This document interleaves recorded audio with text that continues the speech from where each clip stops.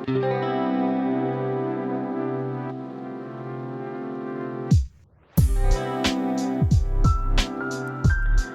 there, and welcome to With XO. I'm XO, Xorje Olivares, XORJE. That's why it's the X.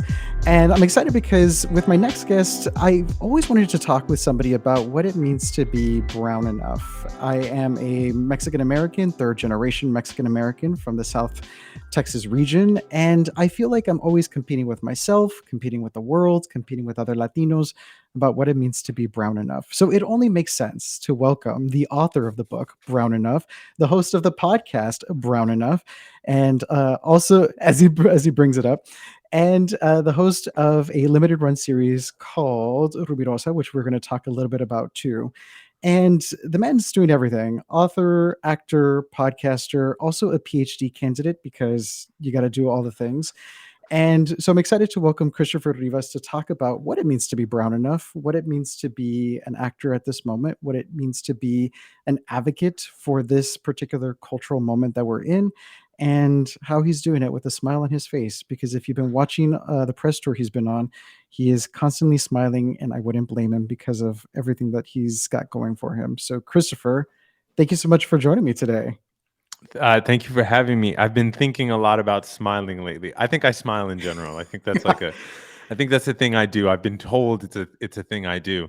And Thich Nhat Hanh, the great like Vietnamese Buddhist monk, he always said, and we know this scientifically, like smiling actually relaxes the muscles on your face. Okay, yeah, I can see that. Which I actually can't see. Like I have a hard time understanding why, because it's like, you're turning the corners of your mouth up and it's like that's relaxing the muscles of my face, but science says it. So I've been thinking a lot about just the relaxation we can get just by smiling. If science says it, then it must be It true. must be true. So I do want to start about the press tour. You've been on a variety of different places promoting the book, as you rightfully should be doing. What has that entire journey been like, being able to not only promote yourself, the work you've been doing, and the kind of work you've been doing within yourself to answer the question about are you brown enough, but to constantly hear those words, brown enough, brown enough, brown Mm. enough. How does that all resonate with you? Beautiful question, because I actually don't think I've thought about it. Like my initial impulse to what I was gonna, say to this question was I care less about the press and more about the idea that the medicine is now like it's out in the world. People are engaging with it, um, sending me incredible messages, writing beautiful reviews. Like it's out in the world. But hearing what you just said about the term being in the language, brown enough, brown enough, brown enough, here, here, here, uh, live TV, this, blah, blah, blah, blah. It is so beautiful. All right, that's my pat on the back. Like, okay, the whole reason for writing this book was for creating a space for brownness in this black and white world. I wanted to explore brownness, what it meant to take up space in there, to love our brownness, how our brownness shows up in this race conversation. And so I guess it is showing up, right? All of this press and all these times that people say brown enough, as you just said, means it is showing up. It's starting to take up space even more.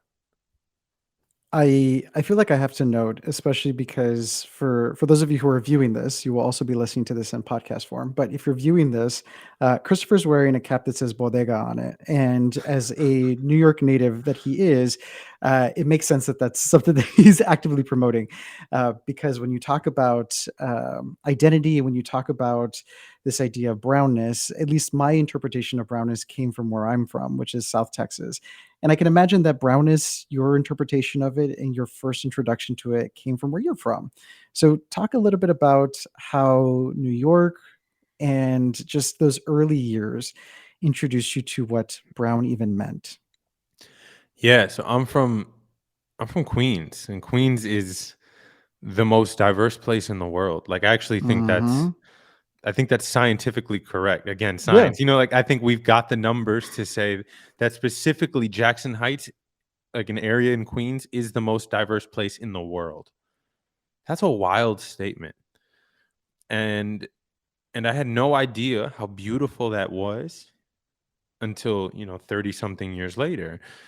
I'm working on this book and I'm realizing that brownness surrounded me.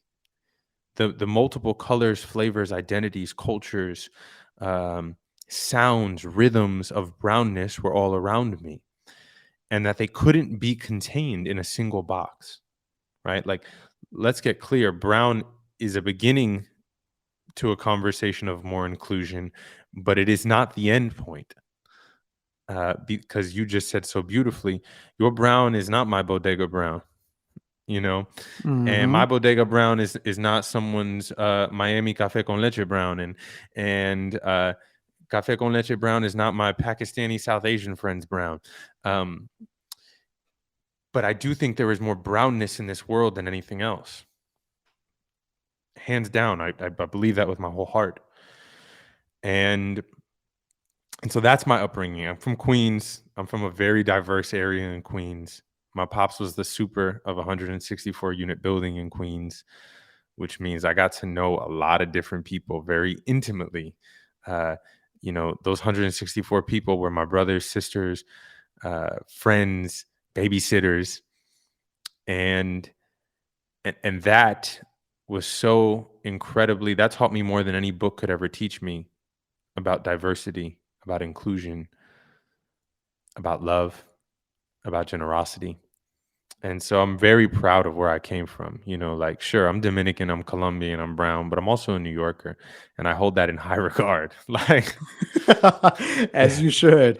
I feel yeah, like it's a very rare commodity when you can say that you're not only a native New Yorker, but you're a native New Yorker who has a particular background, which you do, as you just mentioned, Dominican, Colombian. I'm curious about if you can talk about the distinction between those two cultures and how they approach brownness, because I think if uh, tell me a little bit if there even is a distinction, or if it was easy for you to kind of come into who you are because of each of those identities. yet not easy for me to come into who I am because of so many things that come with the American dream and first generation parents and immigrant parents who assimilate so unconsciously to give their child the life they never had, to give them the life that this country says we can give them. And so it wasn't easy to come into my own brownness. That was a later exploration of realizing how much I was trying to be like whiteness, actually. And but I will speak to the differences of those brownness because I also have to get honest, right? As a Dominican, the Dominican in my blood, if you are Dominican, it means that in your blood is one of the worst genocides in the history of the world, right? An overnight genocide of the Haitians.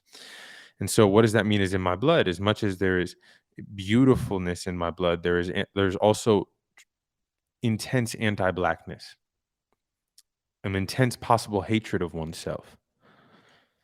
And so, exploring my brownness and being enough for my version of brownness also means looking at that, looking at why my black grandmother is not black, but she not black. That's one half of me. And then you have another half, which is Colombian and also beautiful and flavorful and unique. Uh, Incredible, sancocho and incredible salsa and cumbia, but also one of the largest slave trades in the history of the world, which I don't think gets spoken about a lot, but a lot of African slaves went to Colombia.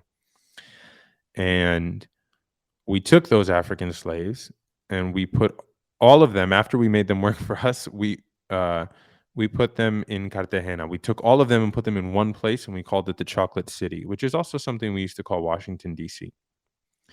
So that's in my blood, right?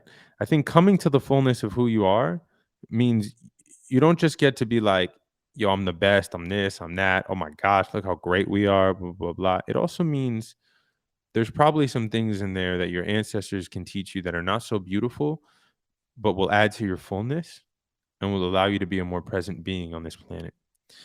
And so I would say those are sort of two ways I look at my two sides. I look at their music, sure. I look at their food. I look at their love. I look at the way they play dominoes differently. But I also look at their history, because being brown also means we are constantly navigating, you know, pro whiteness, which says mobility, success, moving up the social ladder, and anti blackness. And so that was sort of my journey of uncovering my brown enoughness.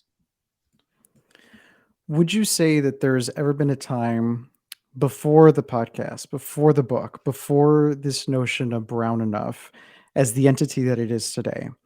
Uh, was there ever a time where that question just like, or I should rephrase and say, when was the first time you remember asking yourself that question? Well, it didn't really exist until, well, two moments. Discovering Porfirio Rubirosa in college, this Dominican man who James Bond was based on. I was a young theater student in a mainly white conservatory. As a little kid, I wanted to be James Bond. I had all my little Nerf guns strapped around me while I was in my underwear pretending to be Bond, As one does. as one does, pretending to be a white British dude. And it hit me. Like a ton of bricks. Yo, I was pretending to be some white dude. What if I was pretending to be my pops? What if I was pretending to be myself? What if I was pretending to be like the people in Queens, most of Queens? How would my life have been different? Would I have cared? Would I have loved myself more? So that's like one moment where I'm like, whoa, I'm not like everybody else. I have a unique experience. I have tried to, I want to work in Hollywood. So does that mean I'm trying to be like the white boys on TV? Is this why my manager tells me to get a nose job and cut my hair and blah, blah, blah, blah? And then seeing Ta-Nehisi Coates, genius, writer, thinker, philosopher, being, and he speaks about black and white in America and race. And I got to see him seemingly by chance, had no idea who he was. And I asked him, as a Dominican Colombian brown kid from Queens, like, where am I in the conversation? And he said, not in it. And so I went home really wondering what it means to be in it, and where am I? And where, the millions like me. And those were the two moments where brownness really, really washed over me and really made me face it. What does it mean to be brown? What does it mean to be able to navigate a bit of both sides? And how do I take ownership of that? Yeah. Would you say you were angry, sad, or neither in response to being told, well, you're not even a part of the conversation? All of the above. It was a true, I think shattering moments. Like, I don't think being shattered is a bad thing. I'll just put that out there. Like, That's fair. Yeah. I think being shattered is an opportunity to break some stories about who you are. Like, being cracked open is an opportunity to actually meet yourself. You thought you were a vessel of certain worth that could hold so much, and then you get cracked open. You're like, oh, I can hold so much more. I can be so much more. And so it was all of it. It was a moment of anger. It was a moment of anger of like, that's your answer. Like, you want a Pulitzer Prize, and like your answer is 3 words. And it's Yeah. like, bro, give me some more. And it was also one of like, but you are a brilliant man, and less is more, and maybe you're right. And so it was medicine, and sometimes medicine don't taste so good. And so I had all of these, I had all the feelings at once, and, enough to make me go in exploration, write it all down, and get a book out of it. So let's talk about the book, because I want to note for folks that it's called Brown Enough: True Stories About Love, Violence, the Student Loan Crisis, Hollywood, Race, Familia, and Making It in America. And so I wonder if we can kind of tackle some of these things one by one, because it's quite fascinating to me that you've outlined it in this particular way. So if we can, let's start with the first thing that's outlined here, which is the love part. Uh, talk talk a little bit about how your identity, how being brown in the world has impacted your view of love. Because I think, kind of to the points that you mentioned before, either being first generation and coming from an immigrant background, expressions of love can be a little bit different than those of our counterparts that we encounter on our day-to-day basis. So let's tackle love first if we can. Isn't every piece of art that someone makes kind of about love? Like, I would it's one would it hope so, right? Like you know, you put your love into it, and your love for either the art itself or for people who you want to see it or experience it. uh, love stories. I think top to bottom, this is a book about love because there's a love for my family right off the top, right? There's a love for Queens. There's a love for the brownness I knew about. There's a love for the little kid who didn't like who he was. There's a love for the adolescent young adult in me who made a lot of dumb decisions in order to try and find himself.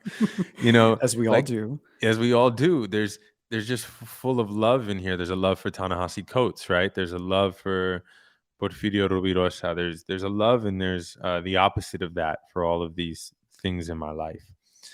So I think love is in this thing top to bottom. There's a love for everyone fighting the good fight, every body of culture who walks out into the world with enough courage to say, I am worth it.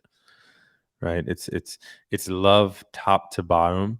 Um, it's exploring my love literally in dating, right? It's me looking at dating white women and race and love, and right. So it's the more stereotypical view of love, and it's also the more zen, holy, all expansive love is a state of being versus a thing you do, uh exploration of love. And I hope it's filled with that top to bottom. It's a love of John Leguizamo, it's a love of theater, it's a love of acting, it's a love of my curls. It's a love of even America, which pisses me off.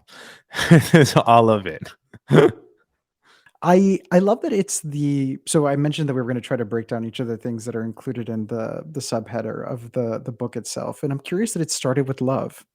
What was the decision to have love be the first in that long list of things that we encounter? I mean, it was a lot of versions. Like I You're first like, this is draft number 35. We had all these different mock-ups. like at first the publisher pitched this long subtitle to me. They pitched it. They were like, I think this is it. Like, I want to do a callback to older books used to do longer subtitles, right? And then books kind of became about fixing your problems. So like, uh, brown enough, uh, how to make it in America, or ways in which like a very simple sort of guidebook. But my publisher pitched this thing, and at first I was like down. I was down. I was like, yeah, let's do it. And then when I saw it, I was like, it's too long. It's too long. And I think that's a lack of courage in me, right? That's a lack of courage. I didn't believe that anyone could believe that I could speak to these things, that many things. I got shook. I got shook when I saw it, and I tried to stop it. And I hit up my book agent, I hit up the publisher, I hit up my manager, and I was like, no, no, that's too long. What do you think? And we're all talking, everyone's talking, and then eventually everyone's reading, and people are like, but it is about this. And I'd be like, all right, well, let's cut this. And they'd be like, no, but it is about your family. And you'd be like, all right, well, let's cut race. And they'd be like, that's impossible. It's literally about race. And then you'd be like, all right, let's cut this. And be like, no, but it is about this. Like, It's like um, I can't kill my darlings. There's so many different themes that are attached to this book that it makes sense to allow the reader, the potential reader, to see what they're in for. and so I really thank my team because I lost faith for a sec. I lost courage, I lost conviction. You sit with your baby for so long, you forget, you don't know what it just felt like gibberish. All of it felt like gibberish. I was like, no, this ain't good. This can't, nah. This thing, like, I don't even know. So I thank the outsiders who guided me, who kept me strong to keep going in this direction. And so maybe that's why love goes first as well, right? Because it took a lot of love just to keep this subtitle. Hmm. So I said we were going to tackle a little bit.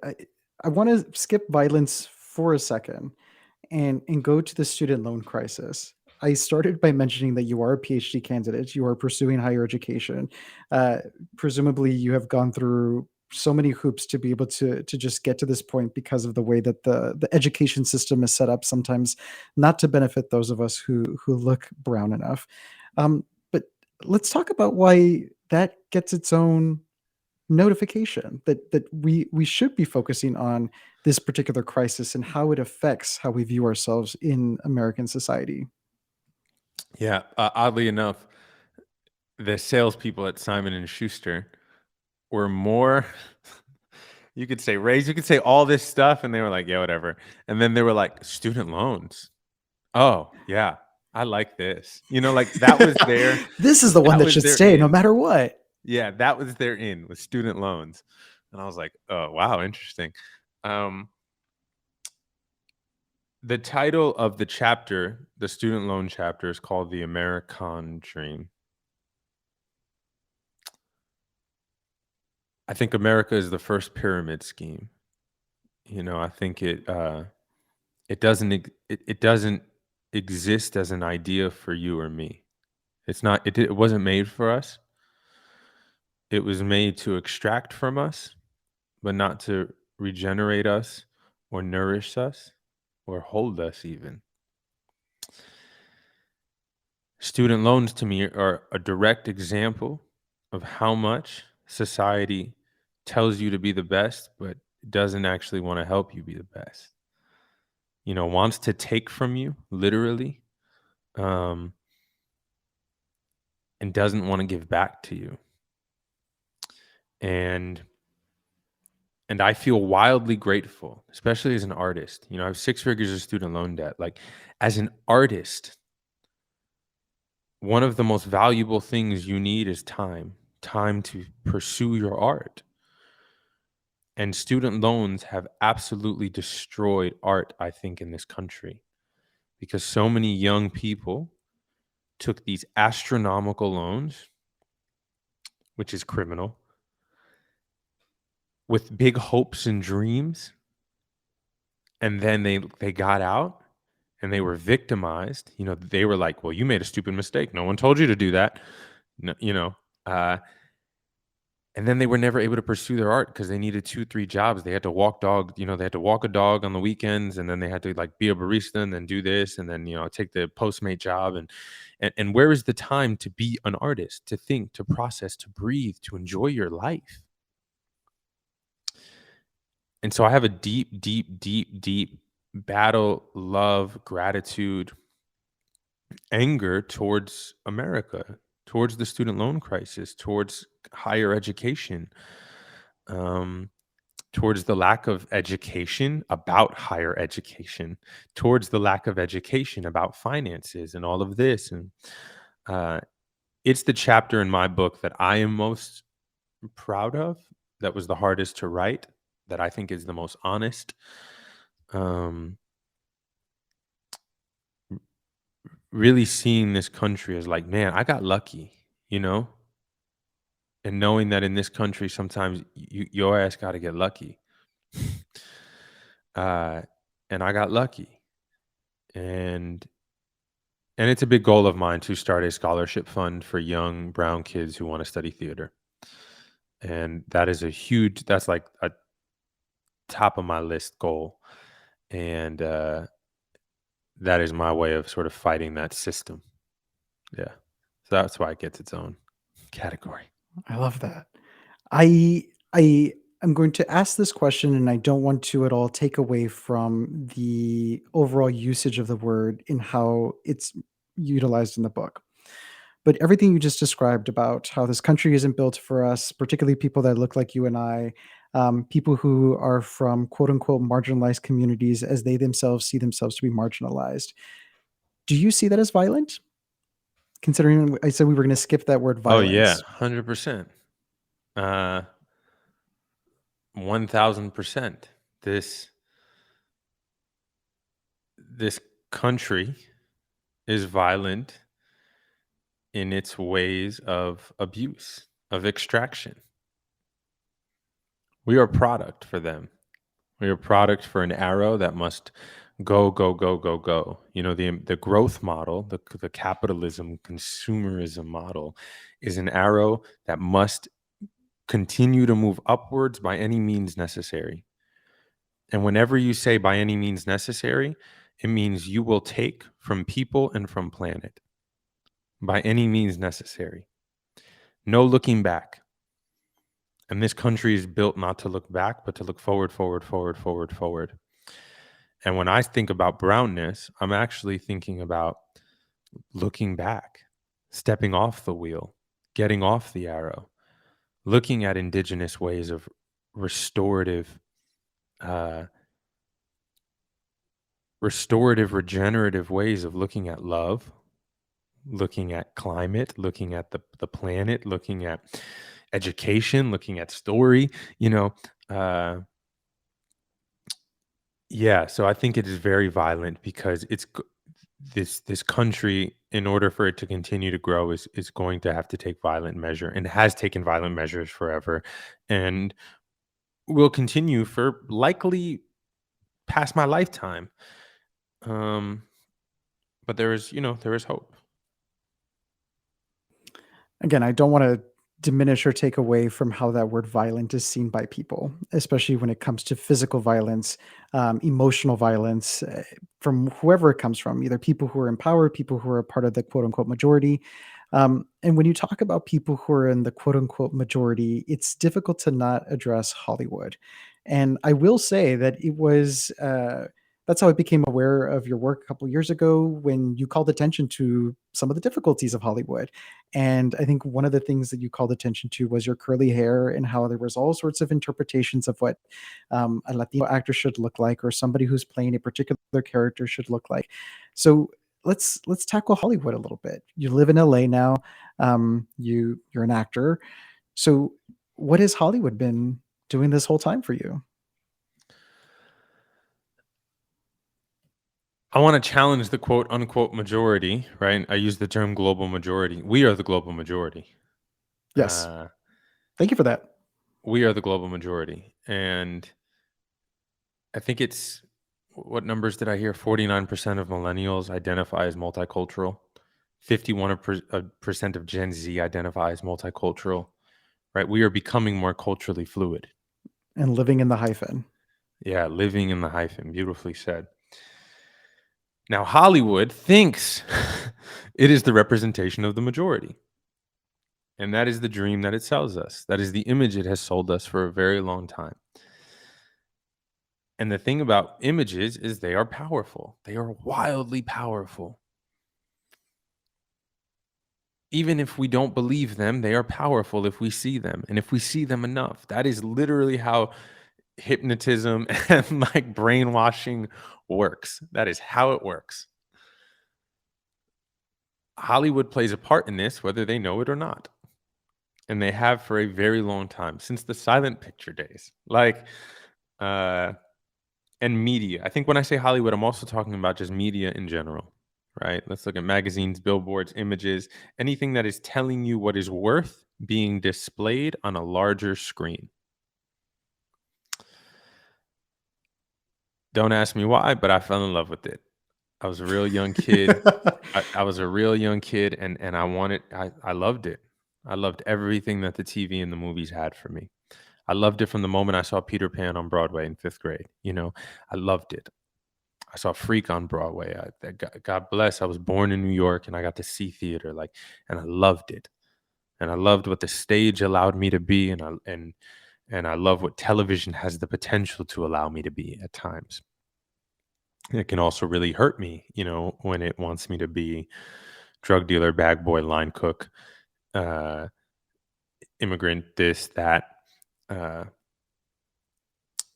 and so yes, I'm an actor in Hollywood. I am not a martyr. I'm a working actor in Hollywood. I'm extremely grateful for it.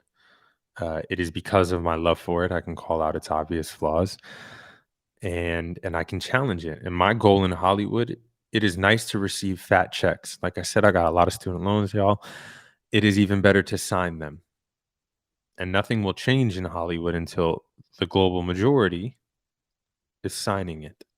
until people who look like you and I imagine many of your listeners, are the ones signing the checks, not just receiving the fat checks. And so that is a goal of mine, is to become a check signer versus it ties into my student loan, like my scholarship fund, right? I want to sign checks. I want to be able to give them more than receive them. Then the images start to change. Then HBO doesn't take, 5 shows off the air centered around bodies of culture because they're returning to their prestigious roots, which really just means their white roots. You mentioned the sort of different categories of characters that Latino actors normally go for, even though it was gender specific in this particular case. But what is there a role that is part of these quote unquote stereotypical archetypes that you would be excited to pursue because of how you can breathe life into that role, or is that something that you just don't want to actively be a part of? I mean, I've done them all. Every role I said is one I've played. Like literally, I think I've hit most. I've done drug dealers, I've done criminals. I've done bag boys. Yeah, I've done line cooks. I've done an immigrant in search of, like what was that? Something like that on some medical show. Like I've done them. One of the MDs. Yeah, I've done them all. The role I'm excited about, I'm trying to be in a When Harry Met Sally. I'm just trying to be me. Mm-hmm. I'm just trying to be me. Like, and that's what we need, right? When I have a play, The Real James Bond Was Dominican, and we got to do it in New York. And this young theater student at Pace came up to me after and he said, I thought I needed heroes and superstars who looked like me. But after seeing this, I realized I just need normal, beautiful brownness on blast. I need normal people telling their stories. I need to see normal people more often, getting love, being worth it, being enough. And so that's the role I'm excited about. Just put me as a lead in a rom-com, not because I'm Latin, Dominican, brown, just put me in it because I'm a person worth putting in a rom-com. And have these people not feel the need to make your name Gustavo, Yeah. Rodrigo, something that is meant to call attention to your brownness, when sometimes all that needs to be called attention to is your humanity.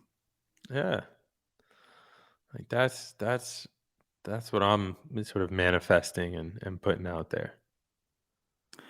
So I want to return to the titling again of the book. It's called Brown Enough: True Stories About Love, Violence, the Student Loan Crisis, Hollywood, Race, Familia, and Making It in America.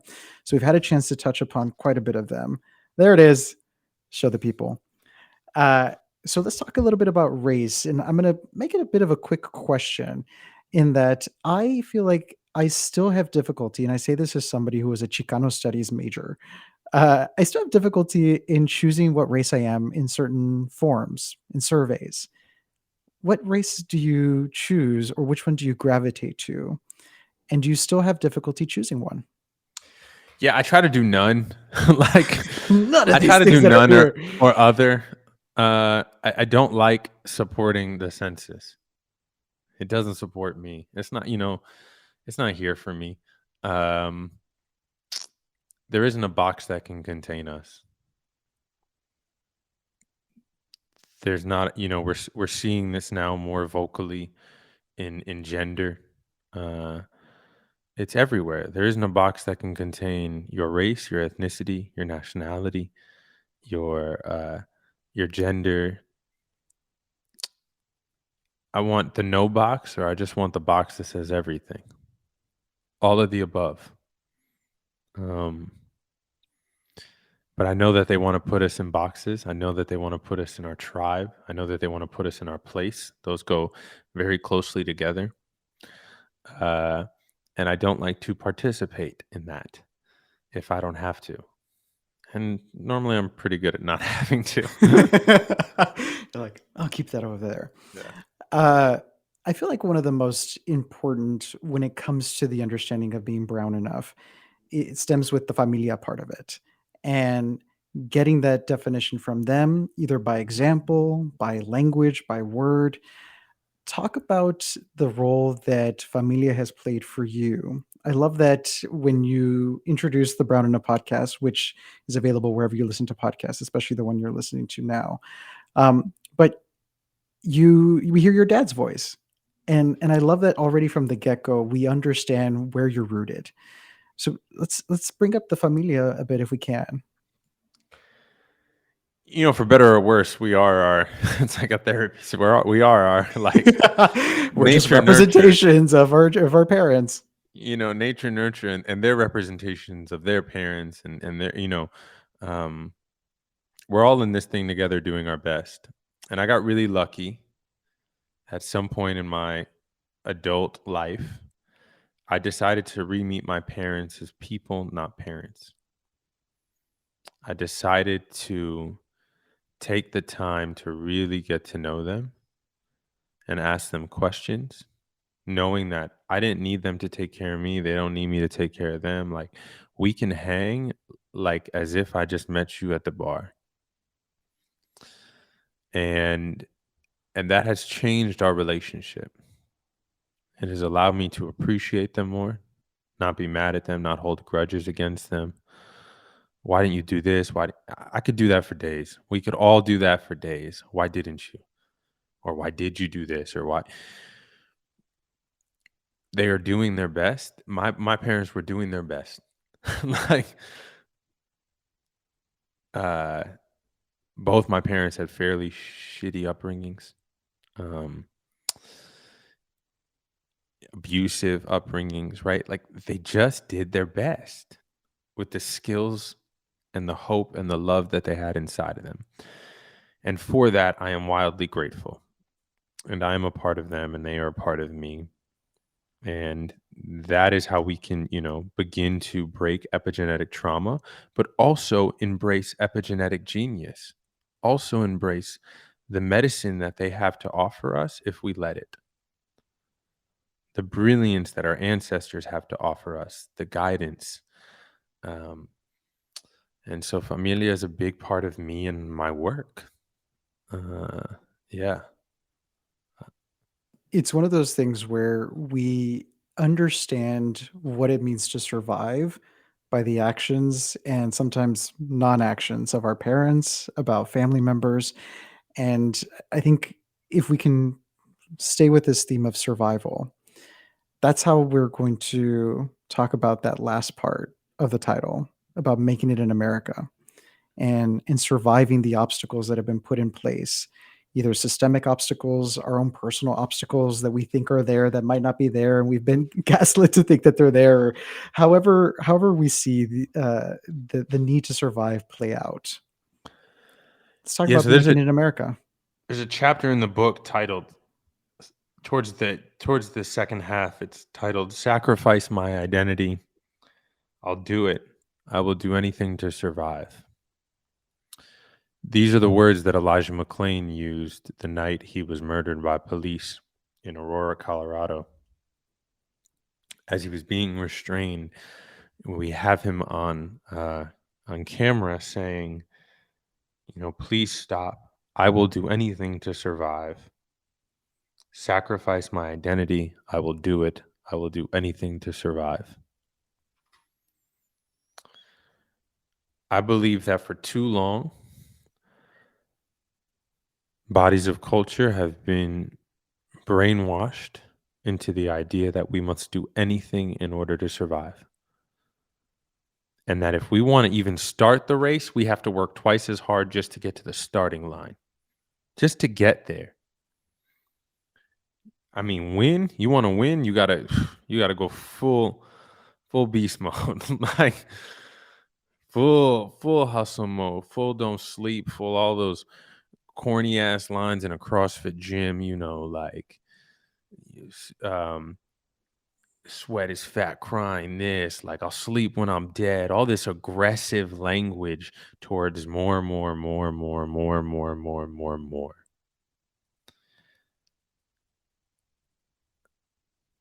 I felt like I got dangerously close to burnout, dangerously close to what's next, what's next, what's next without appreciating what's here. I still feel like I battle that. And I didn't want that. When I think about sustainability, this word that gets sold to you a lot regarding the planet, which is important, trust me, big part of the book also. Like, um, Let's not avoid it. but what is a sustainable living? I just want to go to bed in peace and wake up in peace. And as bodies of culture, I think that's really hard for us because we have so much we want to prove. We have this chip on our shoulder. Whiteness has told us we are not enough. It has shown it to us, and it has told us in secret ways, in loud ways, in whispers, in violent ways, in images. Uh, and I want to take back my enoughness. I want to unplug from whiteness. And we have seen the Matrix. It is aggressive to wake up. It is aggressive to unplug, but it is worth it. And so to me, making it in America feels less Trumpian, less, less egomaniac, more, less Barack Obama, I became president. Like, to me, making it in America, even, Barack only paid off his student loans in his second term, y'all. So it affects everybody. The con and the dream affects everybody. Like, do I have to become president twice to pay off my student loans? To me, making it in America means unplugging from whiteness, going to bed in peace and waking up in peace and loving who you are.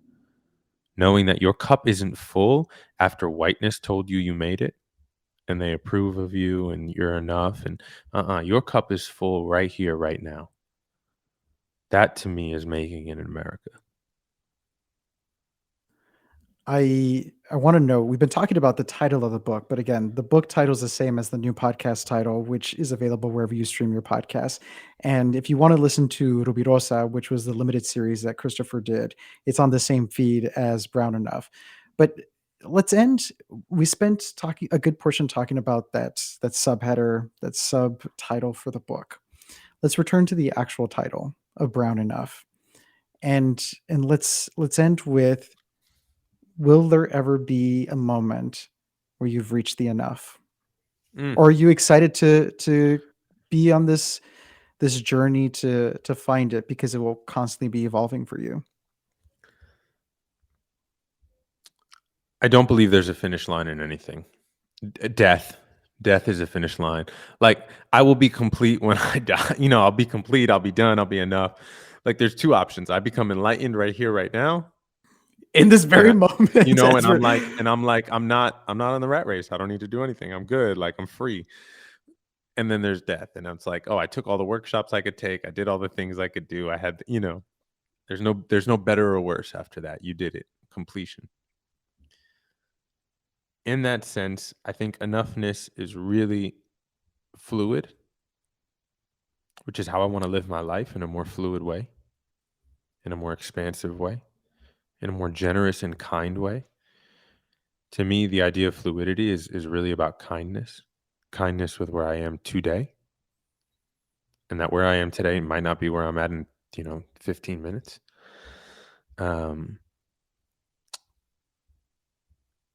Today, I feel enough. There are days where I don't. I saw an incredible movie last night with an incredible performance, and I did not feel enough. I felt like I hadn't even scratched the surface. Like, I got more to give. I got more to prove. Like, how come I want that role? Like, I need these roles. What's up? Like, where am I? The narratives, the storytelling, the train,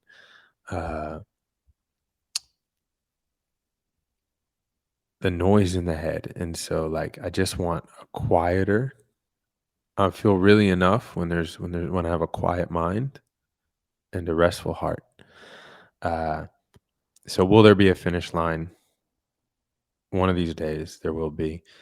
And my enoughness is more than when I was a child. I can say that. Like, I think the base point raises, right? I have less lows and less high highs. And what I'm trying to do is just have a more fluid center. a more grounded center, a larger center, um, more equanimity, the ability to hold more things in a graceful way. Dang. I love that word. I've never heard that word before. So I'm gonna be writing that shit down so I can never use it. Equanimity is great. It's an idiom in Buddhism of becoming larger. Like the idea is that when you're born, you're a baby, you're a thin stick, and you get knocked around by the waves, far to the left, far to the right. It lifts you high, it lifts you low. And the idea of equanimity is, can I get more rooted? Can I get larger? More expansive, more rooted into the earth, more rooted into the sky, more east, more west, so that when the wave comes, it doesn't knock me as far.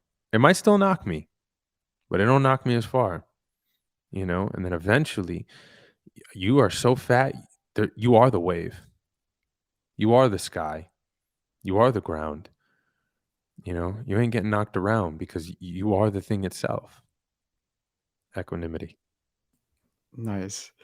Well, for everybody who's getting a chance to watch this or listen to this, this is only a bit of the surface that you'll be able to encounter when you listen to the show itself, Brown Enough, which you can listen to wherever you listen to podcasts. Be sure to pick up the book. It is available wherever you buy books. And if you're still curious about, there it is, Brown Enough. And if you're still curious about the story of Porfirio Rubirosa, then go to the Brown Enough RSS feed, scroll all the way down to the bottom, and you'll be able to listen to all 10 episodes of that particular series. Christopher, where can people follow you for more information about the show, for just to see what you're up to after this? Yeah, so Instagram is probably the most active platform. Christopher _Rivas. There's also Twitter, Chris _Rivas. But then there's also my website that has all the things. That's just ChristopherRivas.com. Always making things. Really grateful to be able to do that and share things with y'all. And I look forward to having conversations with y'all and reach out. I like dad jokes, so send me some I like really corny jokes. So send them my way. And I appreciate you and your community. Thank you. Yeah, thanks for joining me today.